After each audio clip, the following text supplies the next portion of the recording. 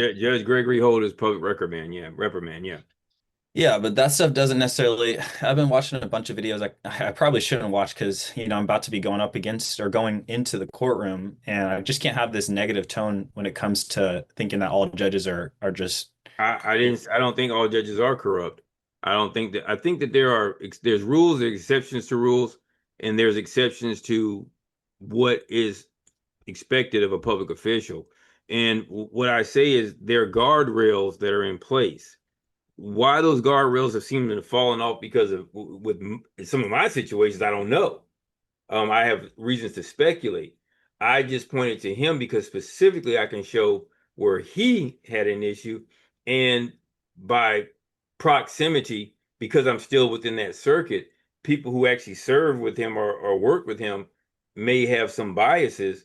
But if you were to ask me, hey, Greg, pull up an issue like, say, a particular case, say the Smallwood case, anybody who had taken the time to look at it knew what the issue was.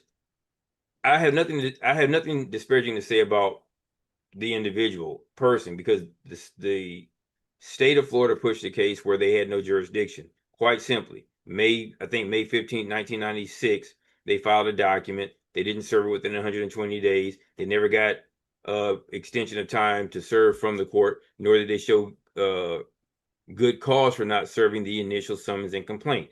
They amended it twice. That's an unenforceable order, not because I could have waived I couldn't waive jurisdiction because the so-called petitioner had no minimal context with the state of Florida. So whatever state that they may have come out of, which wasn't Delaware, which is kind of interesting in and of itself, the Delaware issue was what? We don't know, but we know one thing: she didn't live in Florida. So when I asked the question, which anybody can see on what was the master class, to the attorney for the state of Florida, the assistant attorney general, is it your position that Monica Smallwood filed that case in Florida? She said yes. Everybody knows that now. That's a lie because she's not been in Florida. We also know that by simply looking at the record, there's no complaint that goes with the summons. So there's no way that you could assert a summons and complaint. And I did mention McIntosh, who was responsible for filing child support cases in the state of Florida, were involved in some pretty shady activity to secure certain child support orders. Now, my eyes 20 some years ago aren't the same as my eyes today. And when I brought it up, and I just was transparent with it because I understood, which is probably why the hearing officer filed a letter of recusal, correct?